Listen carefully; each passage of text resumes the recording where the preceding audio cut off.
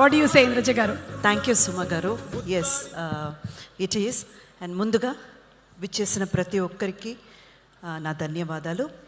And ఇందాక మన producer గారు గూడూరు నారాయణ రెడ్డి గారి గురించి చెప్పినప్పుడు సొమ్ము దమ్ము అన్నారు. వాటితో పాటు ఇలాంటి మూవీ తీయాలంటే గట్టి సంకల్పం కావాలి. ఎందుకంటే ఏంటి, ఏ ఒక్క విషయమైనా మనం ప్రారంభించినప్పుడు చాలా ఎనర్జెటిక్గా ఎంతూసియాసంతో ప్రారంభిస్తాం. కానీ వెళ్ళే కొద్దీ అంటే అది తీసుకునేటువంటి కాలక్రయం కానివ్వండి, లేకపోతే ఇంకా కొన్ని అడ్డంకులు పడతాయి. అండ్ ముఖ్యంగా డబ్బుల విషయానికి వచ్చినప్పుడు ఫినాన్షియల్గా చాలా మనం అనుకున్నది ఒక్కటైతే జరిగేది ఎక్కడికో వెళ్ళిపోతాయి. ఈ మూవీ కూడా అదే అయింది. 16 కోట్లు ఏదో అనుకున్నారు సార్, ఇప్పటికీ 51 కోట్లు వచ్చి నిలబడింది. అది ఎలా భరించారో తెలియదు, కానీ ఆ గట్టి సంకల్పం అయితే మాత్రం, అంటే ఈ మూవీని తీసుకురావాలి, మరుగుపడిన చరిత్రని బయటకి తీసుకురావాలి, అన్టోల్డ్ అండ్ ఆ ట్రూ స్టోరీని అందరు ముందు పెట్టాలి అన్న సంకల్పం మాత్రం ఎక్కడ నీరు కారిపోకుండా, sir hats off to you. ముందుగా గూడూరు నారాయణ రెడ్డి గారికి చాలా చాలా గట్టిగా మనం అందరం కూడా చప్పట్లతో ఒక్కసారి హ్యాట్స్ ఆఫ్ చెప్పుకోవాలి. అండ్ అలాగేనండి యాటా సత్యనారాయణ గారు, మా డైరెక్టర్ గారు గురించి ఆయన విద్వాంసం కానివ్వండి, విద్య కానివ్వండి, ఆయనకు ఉన్నటువంటి కెపాసిటీ కానివ్వండి, ఆయనతో పనిచేసిన లేదా ఆయన గురించి తెలిసిన అందరికీ తెలిసిన విషయమే. ఆయన డెబ్యూ డైరెక్టర్ అన్న పేరు చెప్తే నాకు అసలు అది చెప్పాలని అనిపించలేదు, చెప్పడానికి చాలా సిగ్గుగా అనిపించింది. ఎందుకంటే ఒక 10-20 ఏళ్ళు ఈ ఇండస్ట్రీలో చాలా మూవీస్ తీసి మంచి ఎక్స్పీరియన్స్ ఉన్న ఒక డైరెక్టర్కి ఎంతైతే పొటెన్షియల్ అండ్ క్యాపబిలిటీ ఉంటుందో మా సత్యనారాయణ గారు ఏమాత్రం దానికి తక్కువ కాదు. అంత కెపాసిటీ ఉన్న వ్యక్తి. అంటే మామూలుగా చెప్తాం కదండి, ఒక విత్తనం వేయగానే ఏదో ఒక వారం లేదా ఒక నెలలోపు ఏదో అక్కడ మొలుస్తుంది. ఒక విత్తు వేయగానే ఏదో ఒకటి మొలుస్తుంది. కానీ వెదురు మాత్రం ఏమి బయట కనపడదండి, అది లోపల పెరుగుతుంది. సడన్గా ఒక 5 ఏళ్ళ తర్వాత లేదా ఒక 6-7 ఏళ్ళ తర్వాత జొంగమని పైకి వస్తుంది. మా సత్యనారాయణ గారు ఆ టైప్. అంతే సార్, ఒక్క మూవీ మిమ్మల్ని మీరు నిరూపించుకోవడానికి లేదా మీరెవరో ఈ ఇండస్ట్రీ తెలుసుకోవడానికి ఈ ఒక్క మూవీ సాటి. ఇంకా మీరు ఎంతో మీ కెపాసిటీకి మీరు ఎంతో ఎదగాలని మనస్ఫూర్తిగా కోరుకుంటున్నాను. ఇకపోతే మనకు చీఫ్ గెస్ట్గా విచ్చేసినటువంటి మాధవీలత గారికి, అలాగే వెంకటరమణ రెడ్డి గారికి, రాకేష్ రెడ్డి గారికి అందరికీ కూడా సాగనం పలుకుతూ, చాకలి ఐలమ్మ ఇంతకంటే అదృష్టం ఏముంటుంది చెప్పండి. ఆవిడ ఇక్కడ తెలంగాణ గడ్డ మీద కొన్ని ప్రాంతాల్లో కొన్ని ఇళ్ళల్లో పూజ చేస్తారు, ఆవిడ్ని పూజిస్తారు.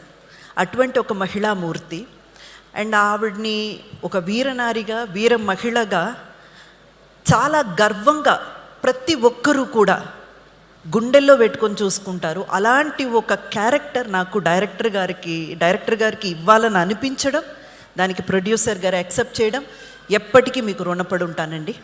చాకలి ఐలమ్మ ఆ క్యారెక్టర్ నా కెరియర్లో it's a mile stone and ఎప్పటికీ కూడా గుర్తుండిపోయే ఒక క్యారెక్టర్గా నిలబడిపోతుంది. నేను కూడా నా వంతైన ప్రయత్నం చేశాను. అంటే డైరెక్టర్ ఎక్స్పెక్ట్ చేసిన దానికి 100కి 100% ఇవ్వాలని. రేపు ప్రేక్షకులు థియేటర్కి వెళ్ళి చూసి ఆ క్యారెక్టర్ని అభినందిస్తే, ఆ క్యారెక్టర్ని యాక్సెప్ట్ చేస్తే ఖచ్చితంగా నేను సక్సెస్ అయినట్టు.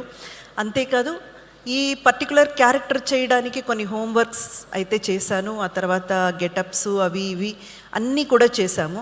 కానీ అంతకని మించి ఒక విషయం ఏంటంటే, ఈ క్యారెక్టర్ చేసిన తర్వాత నాలో కూడా ఎక్కడో తెలియని ఒక చిన్న విషయం, చిన్న చేంజెస్ అయితే జరిగాయి.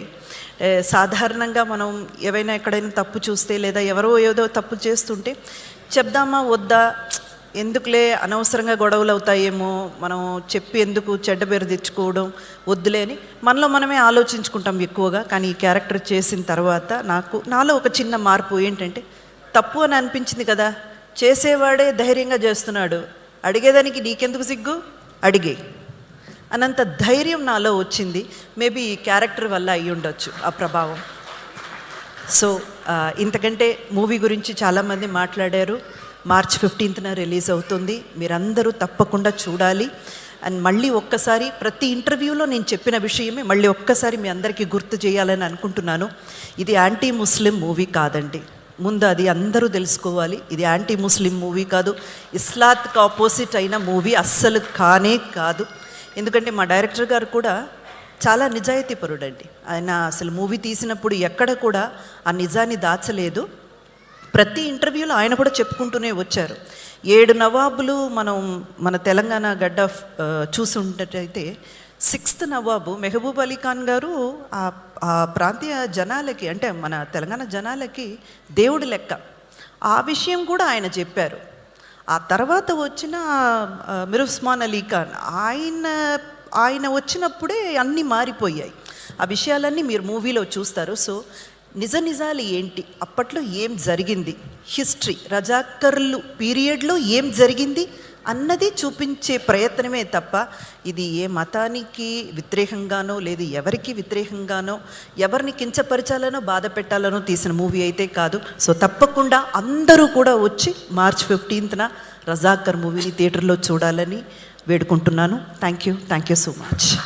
Thank you so much Indraja గారు, that was straight from your heart. Thank you. అలాగే సినిమా ఎగ్జిక్యూటివ్ ప్రొడ్యూసర్, రీసెంట్గానే ఆయనకి సోషల్ సర్వీస్కి కూడా డాక్టరేట్ వచ్చింది. డాక్టర్ అంజిరెడ్డి పోతిరెడ్డి గారిని వేదిక మీదకి రావాల్సిందిగా